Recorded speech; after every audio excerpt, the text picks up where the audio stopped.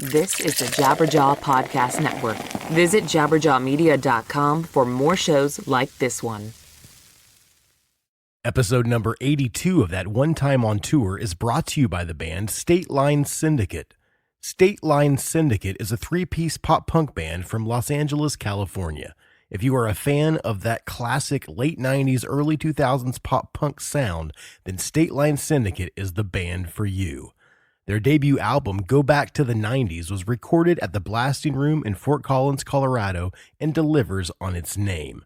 For more information on State Line Syndicate, you can check them out on all the social media platforms at State Line Syndicate or at their website, satelinesyndicate.com. Now here it is, their new single, Bones. I hit a bad luck trick a couple years ago. Yeah, my future didn't look so bright. With a bottle in my hand until the bitter end, well, I had all but given up the fight. Go!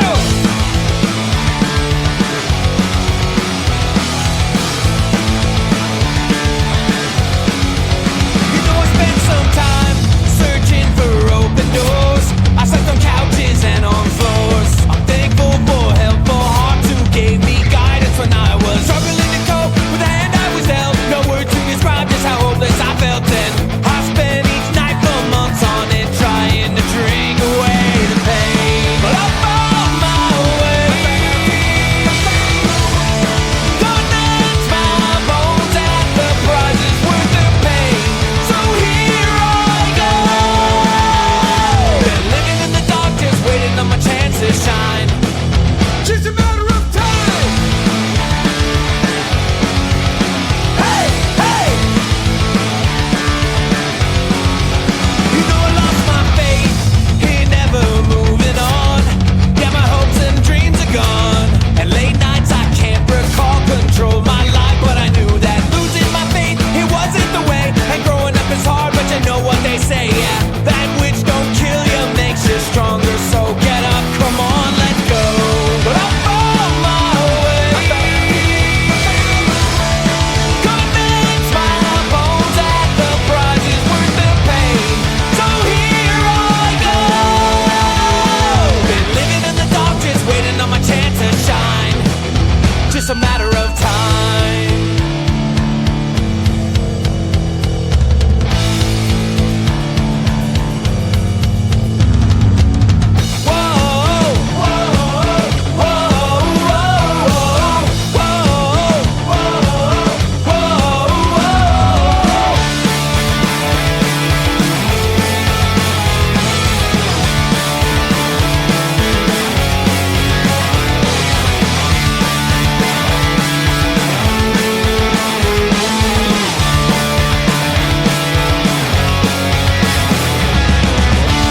But I'm on my way. Convince my bones that the price is worth the pain. So here I go. Been living in the dark, just waiting on my chance to shine. It's just a matter of time.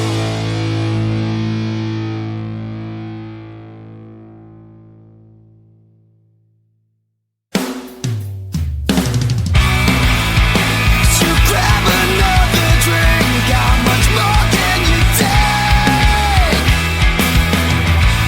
Days passed out on the floor, wrapped up in packaging tape. Hey, this is Josh from Paper Arms, and you're listening to That One Time on Tour. Run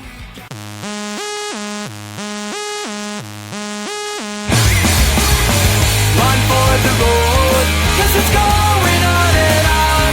We'll be driving through the darkest night until the break of dawn. We'll be heading for the cities, another show for us to play. So get back in the van, 'cause tomorrow we'll do it all again. It's quiet in the van. Hey, everybody out there in podcast land. What's going on? This is Chris Swinney, as always, your host for That One Time on Tour. If you're joining me for the first time, this is my podcast where I get to sit down with somebody in or around the entertainment industry, and we have a really cool conversation. I hope that you guys all had a wonderful Thanksgiving. I ate way too much food, and if you're an avid listener to the podcast, you know that I'm on the keto diet and I have lost a considerable amount of weight, but I think I gained it all back on Thanksgiving. So I'm trying to get back on track right now. I'm drinking my, it'd be awesome if they'd sponsor the show, but I'm drinking my Bang energy drink, my Sour Heads Bang energy drink right now to stay awake to do this intro. And no sugar for a while. Trying to get back on the wagon, you know what I'm saying? But this week on the show, I could not be more excited. Josh Mann, singer and guitarist for one of my favorite bands, Paper Arms. Wonderful, wonderful band out of Australia. And if you guys aren't familiar with Paper Arms, I'm glad you're here because you're going to hear an amazing conversation with Josh, and then you're going to hear some awesome music by Paper Arms. They're such a good band. I had never really heard of Paper Arms, and my old bass player in the Ataris, Brian, he had a bunch of music on his computer, like an insane amount of music on his computer. I said, here's my iPod, just fill it up with a bunch of stuff that you think I would like. And I had it on shuffle after he did that, and here comes this album by Paper Arms, and it just blew me away. It's got that vibe of like the Gainesville sound, kind of like the No Idea Records kind of thing, Hot Water Music, it's got a little bit of a veil. And then it's got some like kind of emo-y, like pretty stuff. There's just so much great stuff going on in Paper Arms. And I just so stoked to bring you guys this conversation with Josh. But before I get to that, I need to tell you, like I always do, about my amazing sponsors. The band that kicked off this episode, State Line Syndicate out of Los Angeles, California. Great pop punk band, kind of has that 90s sound.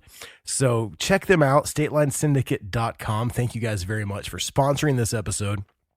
If you have a band and you want to sponsor an episode, hit me up, tototpodcast@gmail.com, and we'll get you on, man.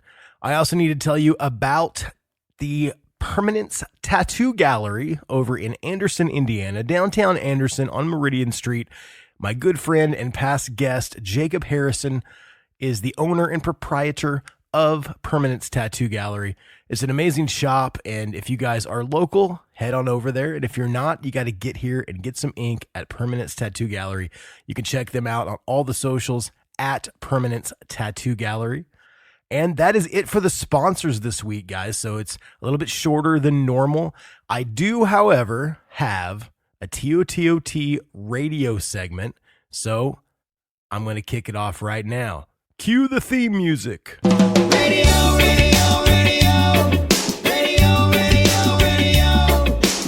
When I've got the music, I've got the place to go.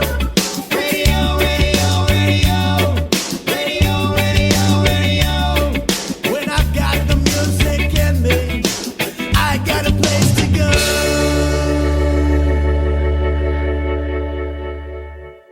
On this week's edition of TOTOT Radio, I wanted to highlight a band that I didn't think got enough recognition, but it could be because all they did was put out a demo. But it was one of the best demos that I've ever heard. And I'll tell you the story real quick. The band is called Hard Calibers. They're from Canada. It's Connor and Jeff, both of Boys Night Out. I think it was the band that they were trying to do right after Boys Night Out went on the hiatus, or it could have been in the interim, like a side project. I can't remember what Connor and I talked about when he was on the show. But the funny thing was I downloaded this from like a torrent back in the day because I was such a Boys Night Out fan. And I listened to it all the time. And then, I've changed computers so many times and somehow I just lost the files. And when I was talking on the podcast to Connor about Hard Calibers and how much I love the demo, he said he would send it to me, and he did. And I just kind of forgot about it, and it was sitting in my email, and I saw it the other day and I downloaded it, and I've been listening nonstop. I love the demo. It's so good. And I wanted to let you guys check it out. It's like I said, Jeff and Connor from Boys Night Out. I love Connor's vocals. He's such a talented guy, and the way he phrases stuff is really, really cool. And then Jeff, the guitar player and like songwriter for Boys Night Out, his melodic tendency is just so great, and the way he puts things together. And man, it's really, really cool. If you guys like Boys Night Out, you'll love this stuff. But if you don't like Boys Night Out, you'll probably still love it. So I just wanted to shed some light on a band that I think got overlooked. I think, they could have done some really, really, really cool stuff. And Connor and I have spoken. He's going to come back on the show at some point. We've also spoken about collaborating on a song or something. So who knows, man? I'd be very honored to have him on something that I recorded, because he's got some pipes on him, man. So I'm going to play a Hard Calibers song. It is entitled On Fitting. It's off of their 2009 demo, and I hope you guys enjoy it. Here it is.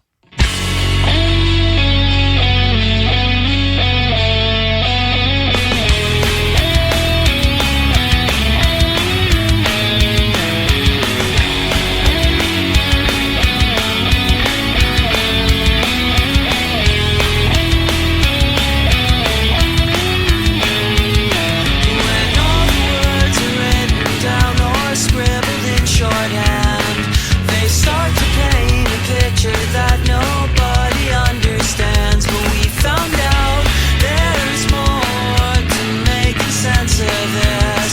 And the desperate dreams of lovers aren't so easily dismissed. No, some nights we don't sleep so good, and other nights we just don't sleep at all. And there are rare occasions where the situation's understood, and with my eyes closed, you're all I dream about. Racing out by sirens, sometimes we forget the words, but there's meaning hidden in there somewhere once we finally heard. And we found out there are chemicals released in our first kiss, that the hopeless hearts of lovers can't ignore. We can't resist the rush. Sometimes we don't feel so good, and other times we just don't feel it all.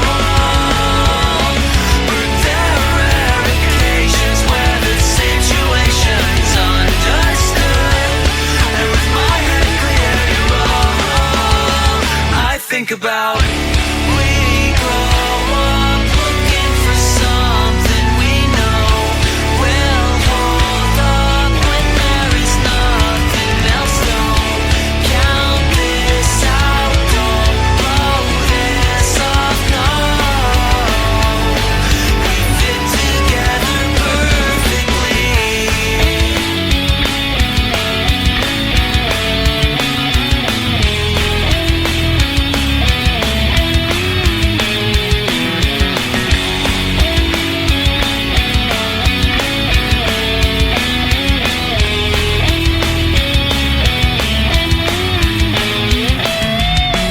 Some nights we don't sleep so good, and other nights we just don't sleep at all.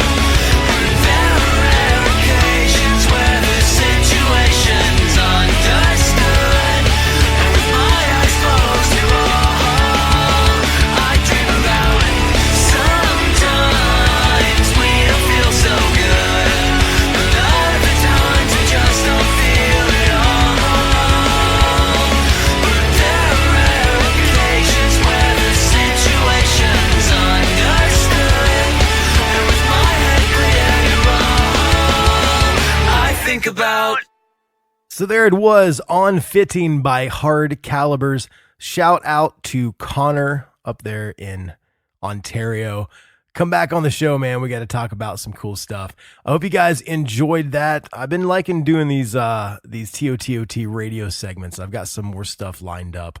But don't worry, if you are a fan of the top 5 lists and the ghost stories and the stories about my dad and all kinds of stuff like that, that will come back soon. I have tons of episodes planned out. But I'm going to get into my conversation here in 1 second. I just want to let you guys know that we are on all of the social media platforms at TOTOT Podcast. Make sure to follow us on all of those places. Instagram, Facebook, you know what it is.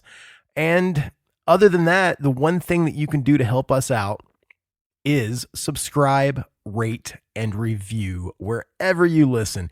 Any of the little podcatchers, you can do that. There's a star, or you can follow us on Spotify or whatever. Just do that, and it'll help other people find the show. If you want to get more involved on a financial level, you can go on over to patreon.com/TOTOT podcast.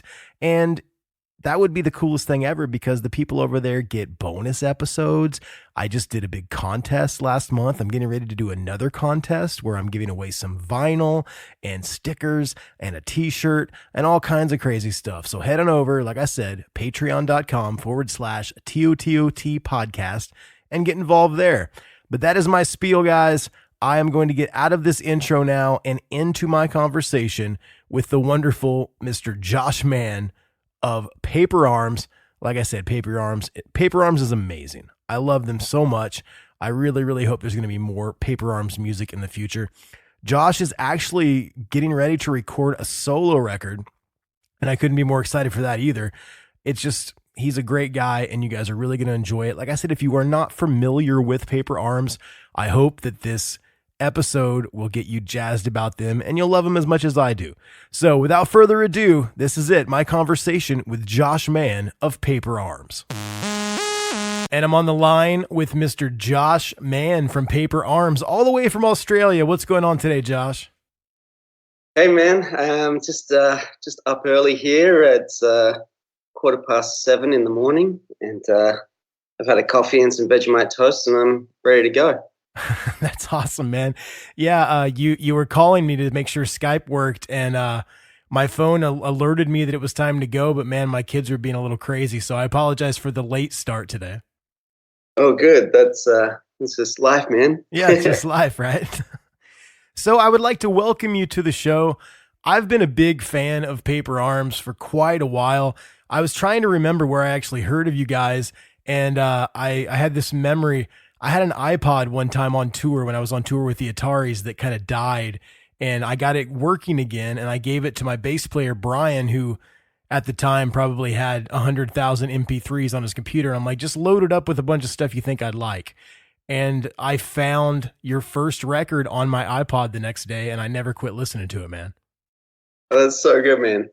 And I never saw you guys live. I didn't know anything about you guys. And then that iPod died, and I kind of lost track of the band. And then I realized, wow, you've got other records out. And then you broke up, and I was kind of bummed. Do you know, I've listened to a few episodes of the podcast now, and there's like a recurring theme of you sort of telling people that you've actually met them at some point, and they're kind of surprised. So I thought I'd wait till now to let you know that we've actually almost definitely met before. Okay. So Atari's played in Adelaide at one point, and I think Paper Arms got asked to play the show, but we couldn't do it for some reason. So I gave the show I suggested that this band that our drummer Tom was playing in do the support. So he got me in, and he got me sort of backstage, and we were hanging out. And I think I've definitely met you then. Okay, cool, man. I just know that I love that first record so much, and I listened to it so much. My favorite song on the record's Bricks and Mortar. And when we kind of connected on Facebook, I mean, I love your band. I didn't know a lot about your band just because all I had was that one record. And then I found out after that, the other records you guys had out. But I don't know. You guys were like, I felt like you were my little secret, you know? Yeah, I think that's probably true. So let's go back to when you guys got started. First of all, you were raised in Adelaide. Is that correct? Yeah. All of us. When did you get into music? When did it become like a big part of your life? I started, like a lot of people, started when I was like 13, but it probably got serious when I was about 15. I was in a pop punk band called STR, which went for about 8 years. And it was like a pretty serious band, you know, like, and when you're a kid, that's all you have going on. But we would like jam like 3 times a week and played like, 100 shows a year, and, were keen.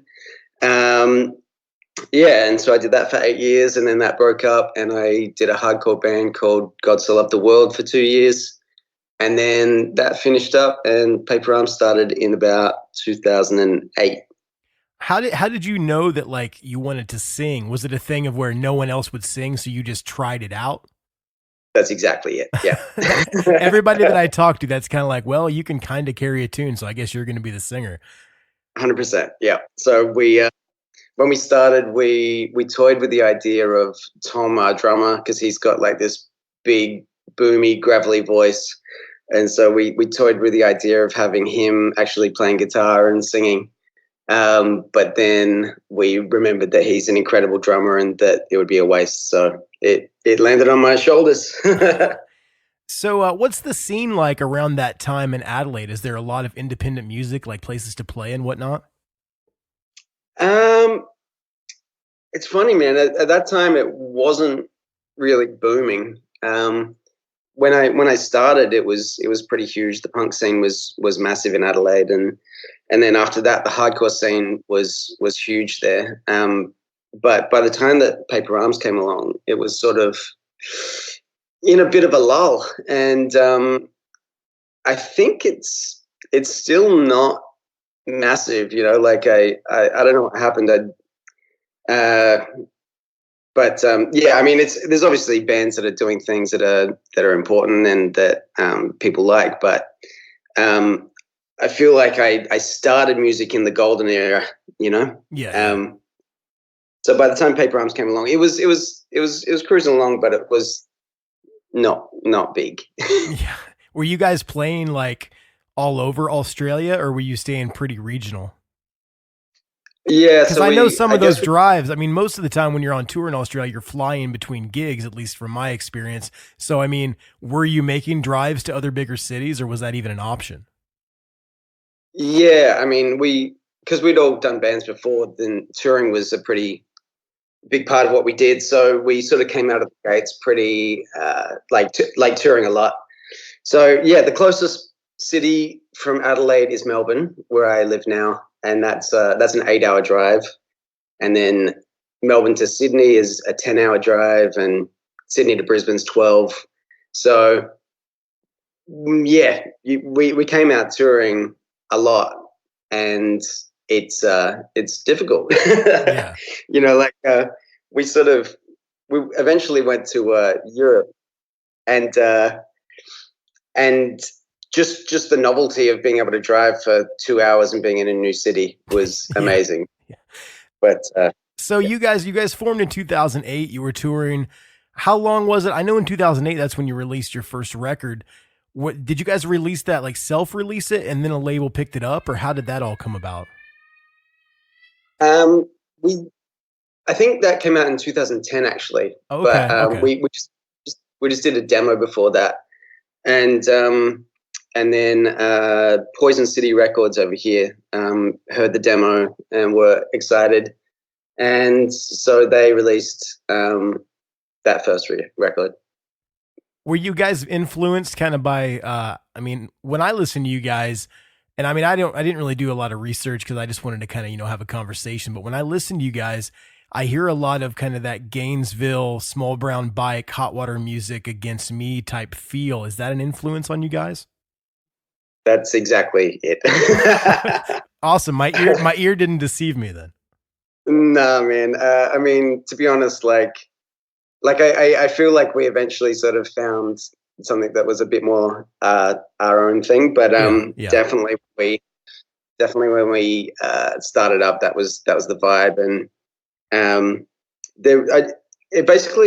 just wanted to like hear a band like that, and I couldn't in Australia. There was a handful. There was a band called A Death in the Family from Melbourne, and a couple other Poison City bands, but yeah, I just wanted to hear a band like that, so I thought, let's just make a band like that. So that's what we did. At that time when you guys are putting the band together, and that's kind of stylistically where you're leaning towards, what are some of your contemporaries? What do they sound like in that area?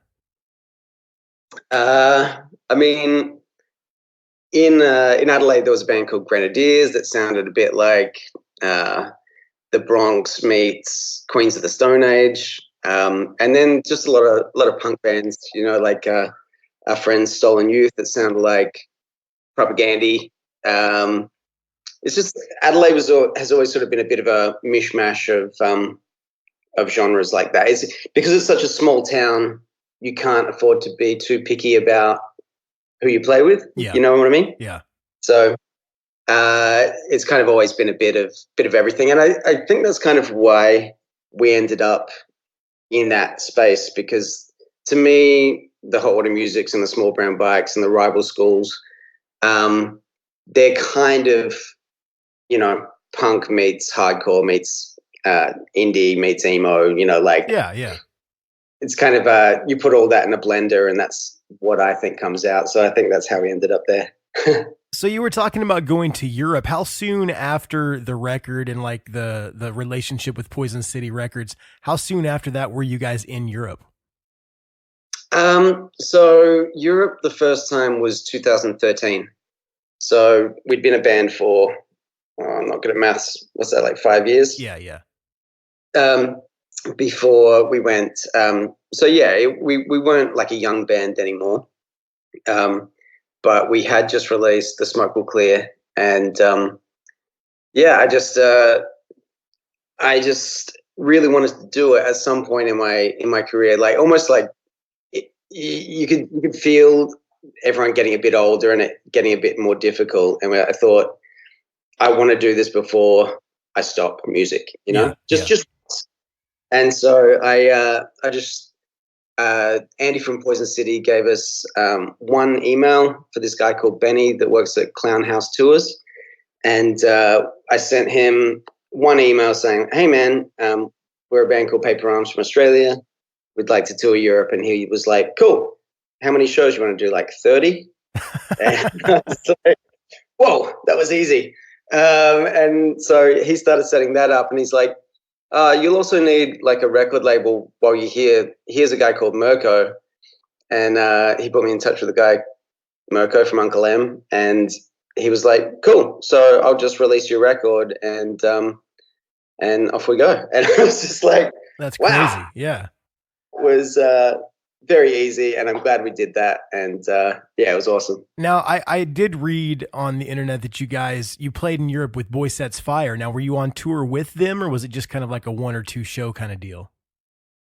We did 6 shows with them, and it's crazy because they are massive in Europe. They're massive in Germany. I know that. Nathan's been on the show before, and he was just telling me about even his solo stuff in Germany, like sells out. It's insane over there. It's ridiculous, yeah. Like, so probably like the 3rd show of the tour was playing with them and Gallows in Berlin. Oh, I know the guys in Gallows. Yeah, they're awesome. Yeah. And it was 2,000 people. Wow. You know? And so we're just like, this is great. You know? And I've loved those guys since high school, you know? So it was pretty amazing. We got to do 6 shows with them, and Berlin was probably the biggest, but the rest of them were all around 1,500 people. So they were a big deal. Yeah. When you guys were doing the shows, you know, aside from the Boy Sets Fire shows, were they headlining gigs for you guys? And like, what was the difference like going to that as opposed to like an established band like Boy Sets Fire that's been to Europe many times? Yeah. So I think we had a bit of a dream run. So we had those like 6 Boy Sets Fire shows. We did about 4 shows with our friends Strike Anywhere. We got a support with Anti-Flag and a few other things like that. But the rest of them were headline shows, and it was really crazy, man, because we were rocking up to cities that we'd never heard the name of, and there was like our shows weren't big that first run, like it's maybe 100 people, 150 people or something. But people knew our stuff and they were singing along, and it was just like the craziest thing to see for us. Now, the other thing that I saw while I was, you know, looking at a couple interviews and whatnot, just to be prepared a little bit. I mean, I'm a huge hot water music fan. And I mean, just from listening to you guys, I would think you are, but I know that you're a big hot water music fan. And I saw that you actually were asked to sing with Chuck on his live record. How did that come about? Yeah, that was also crazy. Yes, I'm a huge Hot Water Music fan. Do you have the tattoo? Because I've been putting it off. I have a spot picked out for it though. I don't have the tattoo, but a lot of my friends do. Yeah, so Chuck Reagan is on Uncle M in Germany as well. So after our first trip to Germany or to Europe, I knew that we would be sort of whizzing through these cities real quick, and I'd never been to Europe before, so I thought, you know what, I'm going to quit my job and just go backpacking after the tour is done. So I was sort of backpacking around. I think I was in Rome or something, and Mirko from Uncle M hit me up. He's like, hey, man, we've got Chuck Reagan doing a live show here in Munster, Germany. He's going to be recording it. We'd like you to come up and do a guest spot on it. And I said, fuck me. I mean, what do you even do? They're one of my favorite bands of all time, and I know you probably feel the same way. That's got to be insane, man. Even if you guys are label mates, just calling you up while you're backpacking and going, oh, yeah, come sing on this record. Had you ever met Chuck before? I had met him. We played with him once in Adelaide, and I met him, and he was a sweetheart. And but and I'd fanboyed on him a couple times, but yeah, it was easily the most nervous I've ever been in my life. Yeah. and yeah, just like standing on the side of the stage, like he's massive in Germany too. Like I think that was 1,500, 2,000 people in Munster, and just standing on the side of the stage before I was going on, I was just shitting myself. Also, don't bother listening to my appearance on that record. I was going to say I'm going to find it and play it at the end of the episode, man. What song was it? It's so loud in the mix, and and as much as I do my best Chuck Reagan impression, my voice is just a puny little ant squeak next to his monster voice. So it's pretty funny. But there was other people doing guest spots on there. There was Tim Van Tol, who's a Dutch guy, and what's his name? PJ Bond. Okay.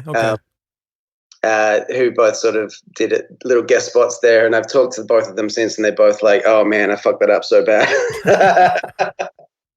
That's amazing. Forever, yeah. So, have you guys ever played the States, or was that ever like a plan that you guys were going to do?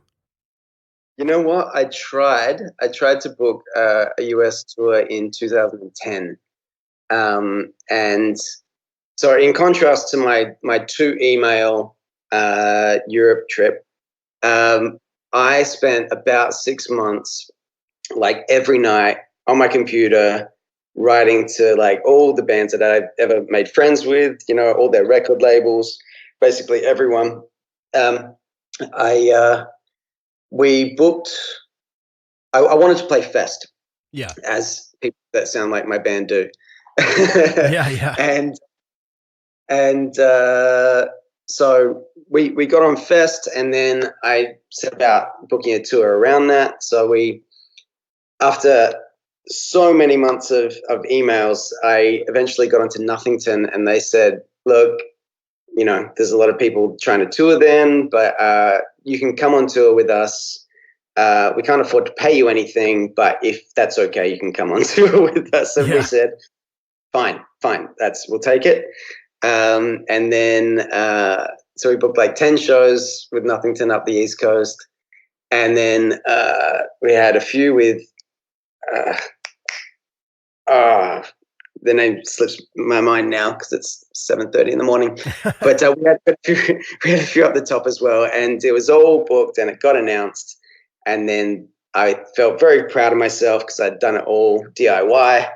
And then the next day, Nothington were like, we're pulling out of all our November dates because of family stuff or something. So wow. It went away. So that burnt me out, and I didn't try again for another 3 years. Did you guys do anything like, I know Warped Tour did some stuff in Australia. Were you a part of that at all? I don't think Warped Tour has really been here for It was quite a a while. long time ago. I think they did just like a couple of the bigger markets or whatever. Yeah, I played Warped Tour with my old pop punk band in like 2002. Yeah, yeah. Yeah, no, I think it did 98, 2000, 2002 and bailed from Australia, I think. So you said you didn't try it till like 3 years later. So there was another attempt to do the US?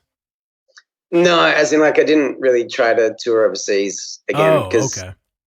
it was such a bummer, man. It was hard.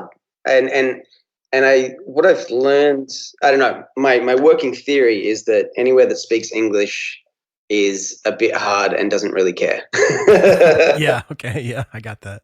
They're all spoiled, and they're like, your band doesn't mean anything. We have so many other bands, you know. Like even on that Europe trip, we went to England, and they were like, "Yeah, we don't care." So did you guys not attempt, but when you're in Australia and you've done Europe a couple times, I know in Australia you guys played Big Day Out and you played Soundwave and you did all this different stuff. Was the band your living? I mean, were you making enough money for that to be your job, or were you guys doing other stuff besides the band? No, it was definitely other stuff besides the band. So yeah, I mean that would have been lovely, but no. I mean, honestly, it's really hard. I think if you're in a place where I've met bands of a similar size in Europe that because there's hundreds of places, hundreds of cities that they can play, they can play to 200 people a night and make a bit of profit. Like not much, but they can survive. Yeah. They can pay for petrol, accommodation, and food, and maybe a little bit on top. And if you can do that 6 nights a week, then that's a job. Whereas here, there's really only like 5 or 6 places that you can play, like cities, Yeah. in a country the size of the United States. So, and they cost a lot of money to get to, and like often you have to fly in, so there's all your money gone. And yeah, no, it's anyone that can survive as a touring artist in Australia gets my respect because it's a hard slog. Did you guys get any kind of like airplay on Triple J or anything? You know what, man? Not much. There's a punk show on Triple J that gave us a spin. But for those that don't know, Triple J is like this big national radio station here that it's a bit of a trendsetter for the entire country. So if you're on Triple J, then you're a big deal. Yeah, the whole time that we were a band, they had this guy running the show called Richard Kingsmill, and he just decided that he didn't like guitars anymore. And so, honestly, man, like the whole time that it was going, it just started turning more and more into like an EDM sort of station. They were playing a lot of Australian hip hop and dance music, and really they didn't care about guitars at all. And it actually got to a point where we submitted a song, like you pay someone like $1,000 or something, and they go and they sort of sit with Richard Kingsmill and show him the song. And because he was a psycho, man, I'm glad I'm not in a band anymore because this could get me in trouble. But anyway, because he was a psycho, he would just like apparently sit. He wouldn't turn around when they came in the room. He would look at the person through a mirror, like with his back turned to them. Okay. And then they would play the song for him, and he would sort of give it the thumbs up or the thumbs down. And so apparently when they showed him our song, he said, right, this is a good band. I like the song, but I've just added Parkway Drive to the playlist. So, we're kind of full up on guitar music now. You guys are nothing like Parkway Drive. That's insane. Right? Yeah. Man, so angry. But did you have any dealings at Triple J with Lindsay from Frenzel Rom? He was on the program a couple months back. Yeah, I've met Lindsay a bunch of times. He's a great guy. we didn't really have a lot to do with him, though. I know. He didn't have a lot of great stuff to say about his old employer. Right. But it's funny, man. Basically, like since the time that we retired, Richard Kingsmill he's a bit on the out, and there's a new guy in there, and suddenly all my friends' bands are all over Triple J. Wow. Rock music is back, and literally like the Smith Street Band, Camp Cope, yeah, all those guys all over it. The Bennies, yeah, it's a big deal. So that's just one of those things, I guess, like timing and luck and chance and all that sort of stuff is kind of everything. So you were just talking about when you guys retired. So why don't you take me through, you guys did, what was it, 3 full lengths? Yeah. Yeah, and by the way, I've got to tell this right now. I should have said it at the beginning of the episode.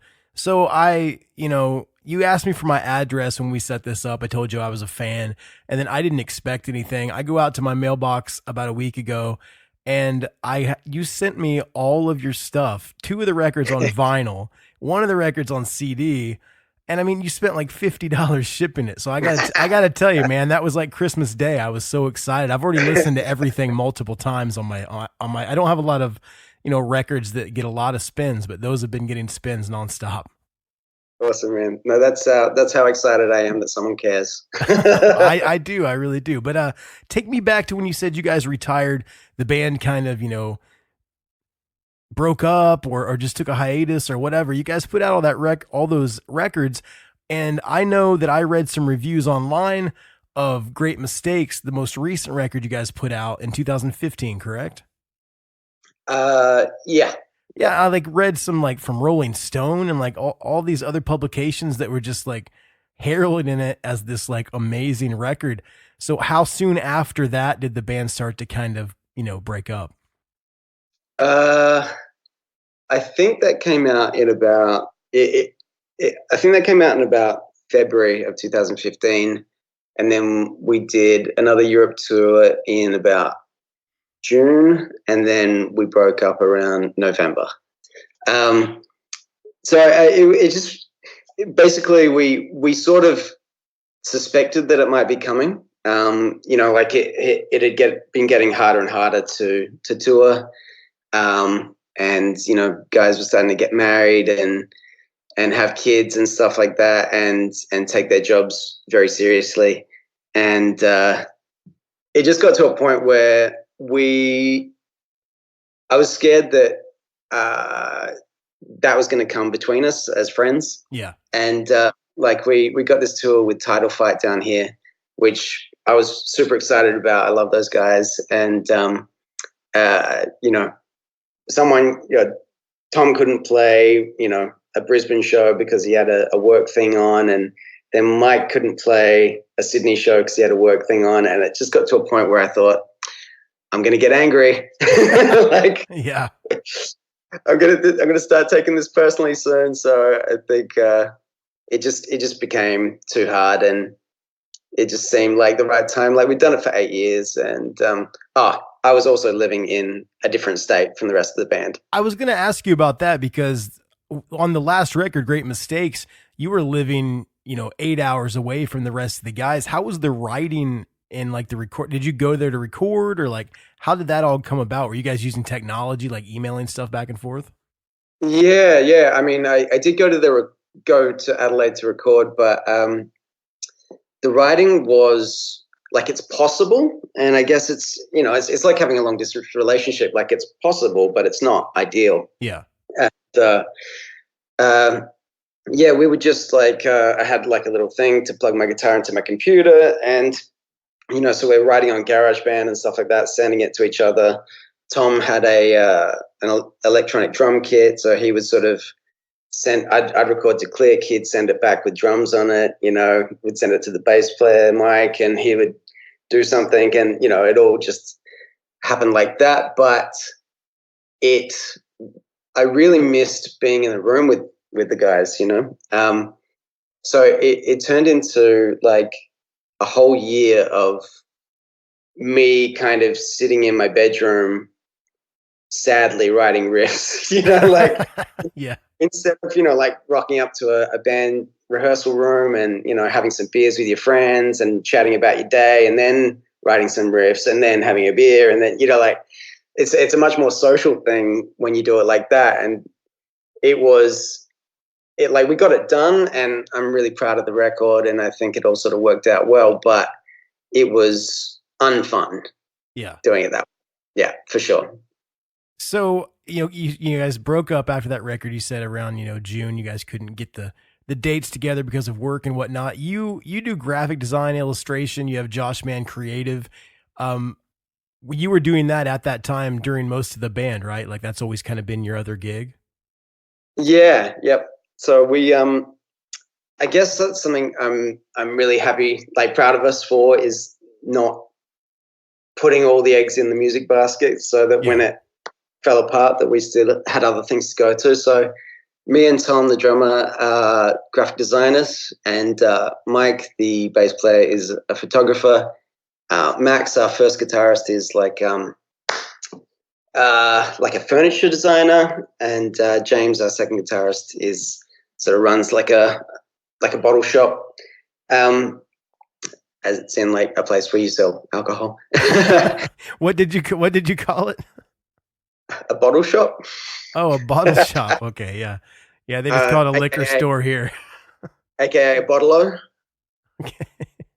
Yeah, I don't know. If I say anything Australian that you don't understand. Well, no, I kind of, I think I understood, but then I was like, okay, wait, a bottle shop? Maybe it's just a place where they sell fancy bottles. I don't know.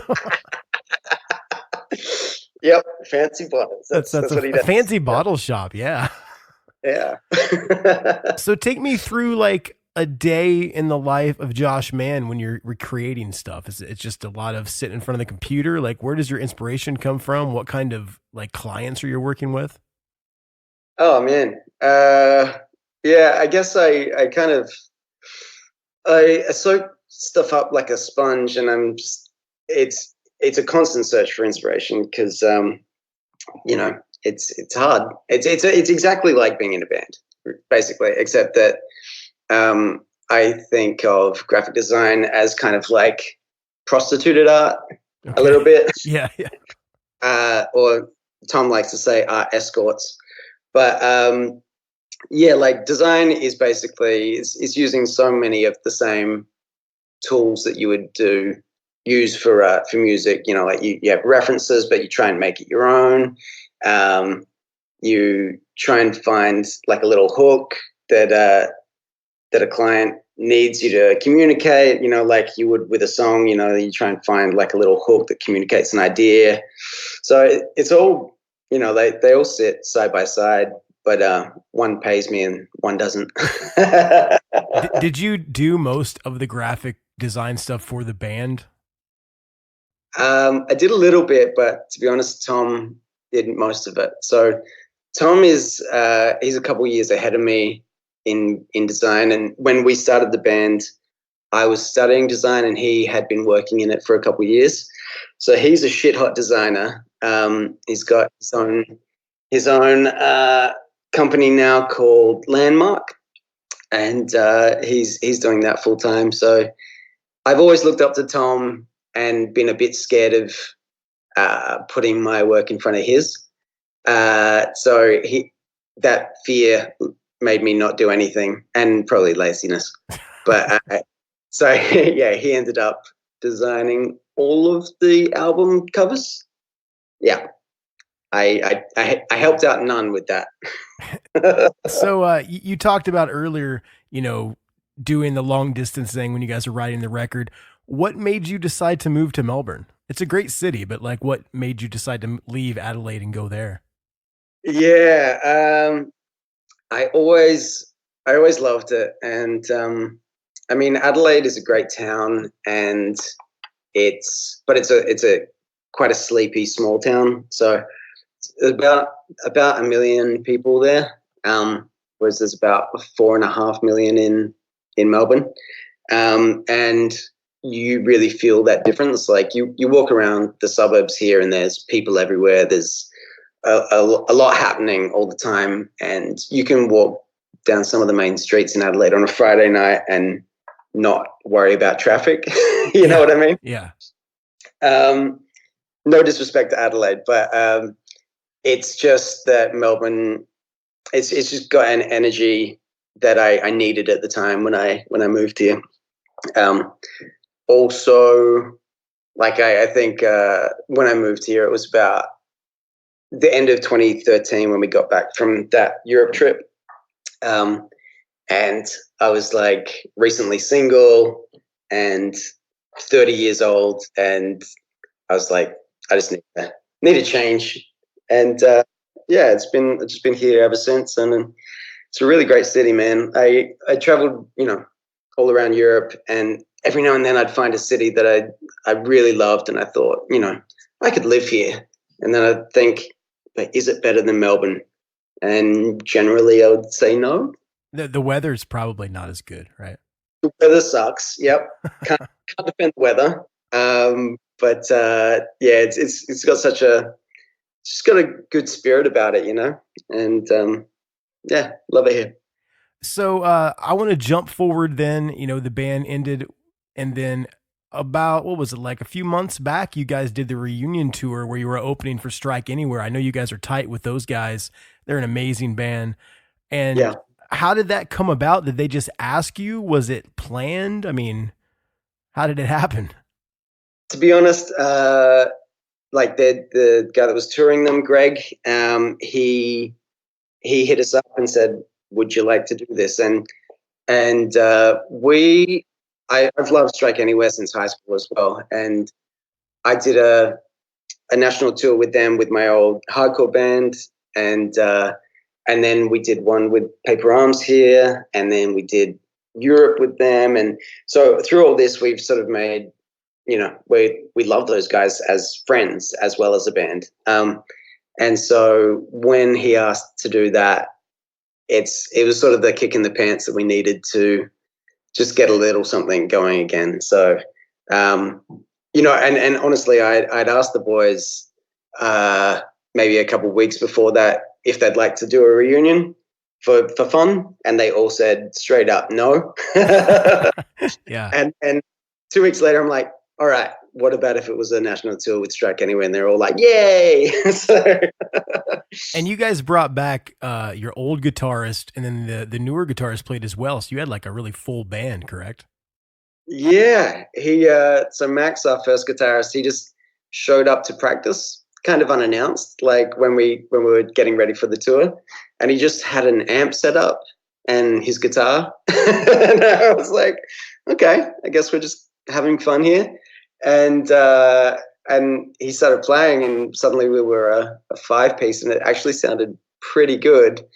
And so he said, hey man, if you can get time off, you should just come on tour and we'll just be a 5-piece. And he did, and it was awesome. And yeah, something I learned, I guess, at that point was that probably something I should have learned years before that, was that there's basically no rules, and we should have just been having a bit more fun with it, Yeah. I was always quite serious and always, worried or panicky about like how things would be perceived, and we should have just said fuck it and had fun. So that's what happened when Max came on tour, and it was fun. It's good. So what was the reception like? I'm sure you guys have a lot of fans all over Australia. Were they pretty excited to see you guys back? Yeah, I think so. I'd like to think so.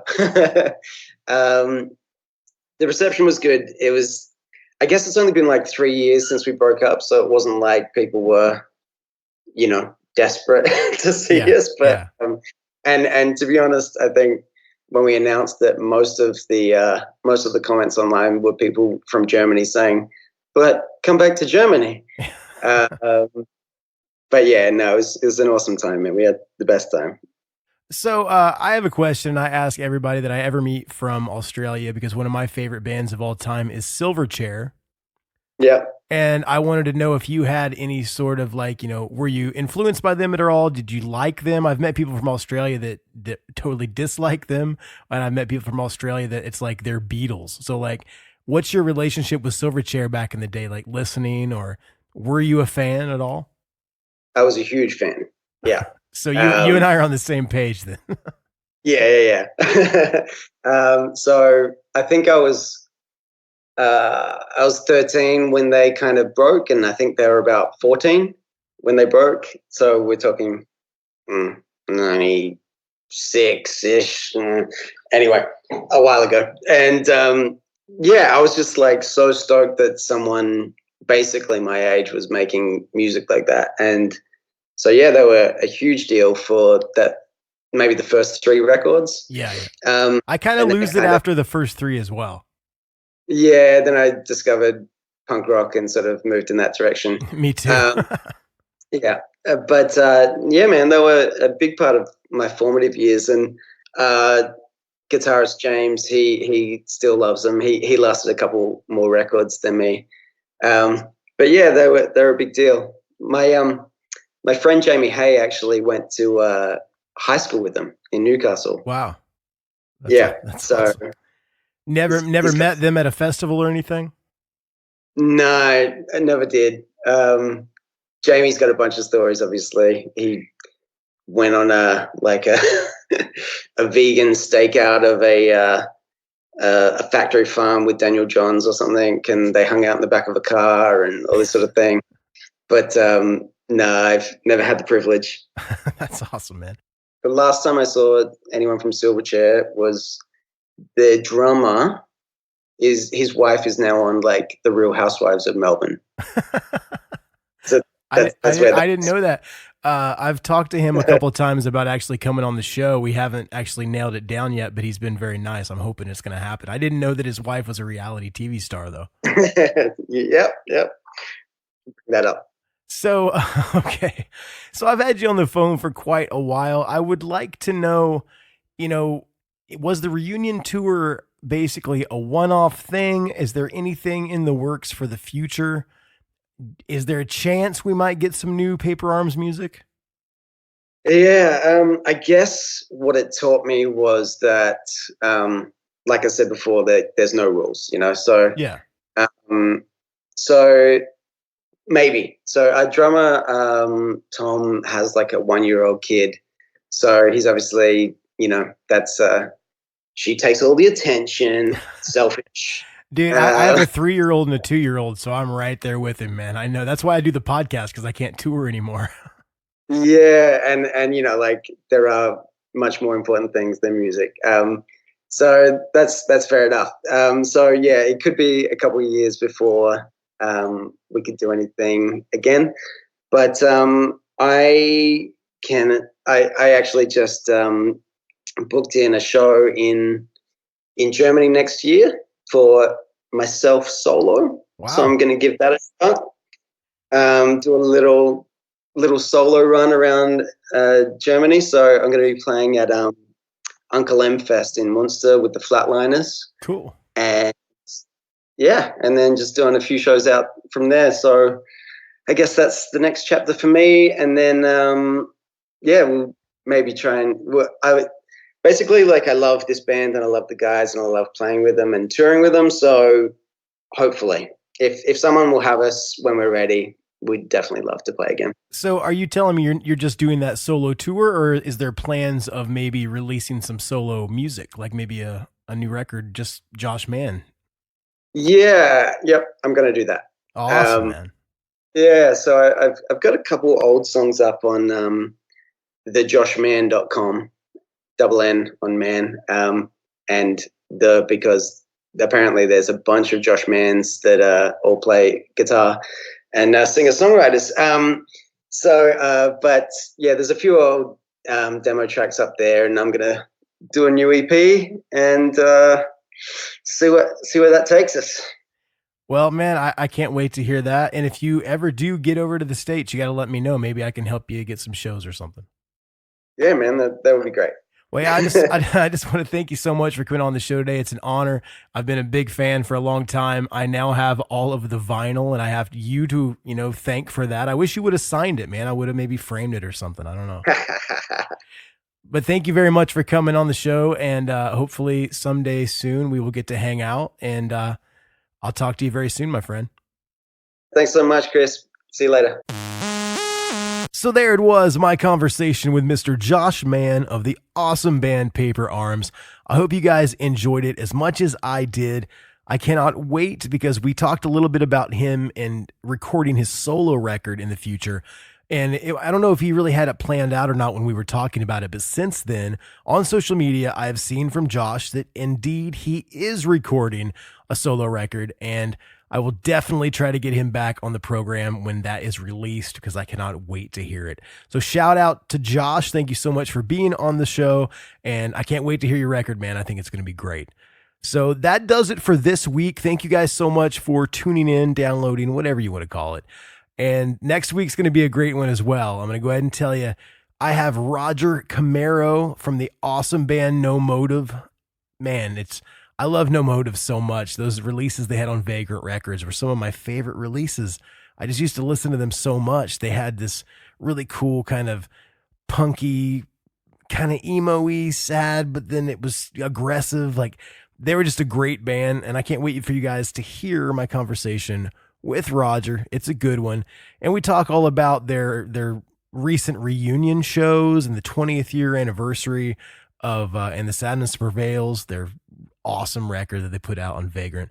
And I think you guys are really going to enjoy it. So that is next week. So make sure to hit that subscribe button, and that way you'll get it before everybody else. Because normally I'm doing these things pretty late Tuesday night into Wednesday morning.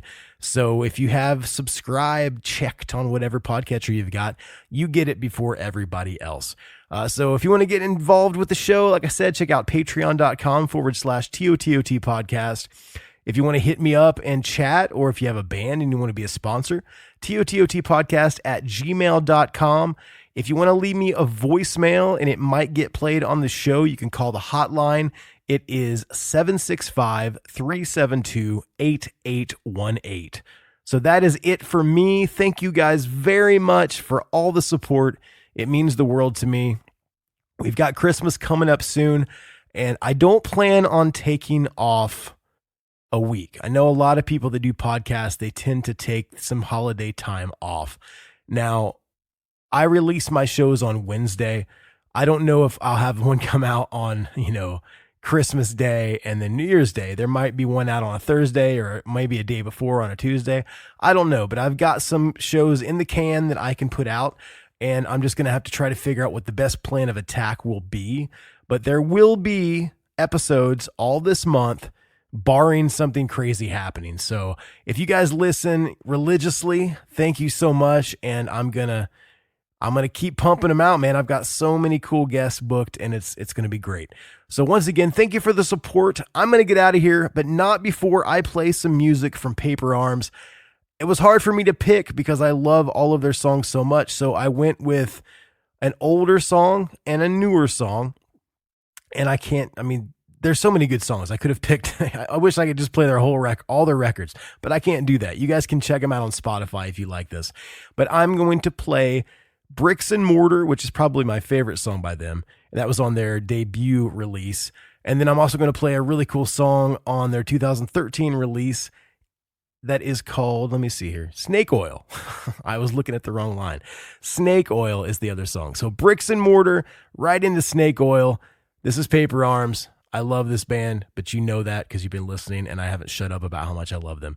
So once again, shout out to Josh. Solo record coming soon. Check out Paper Arms on all the streaming services. You can get them anywhere you want, man.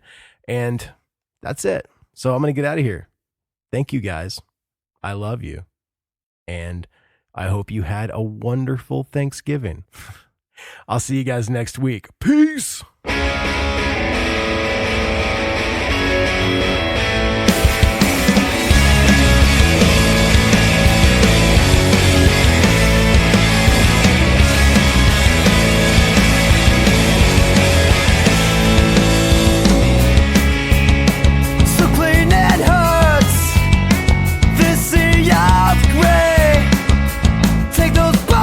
Down, there's nothing like a clean wall. You have the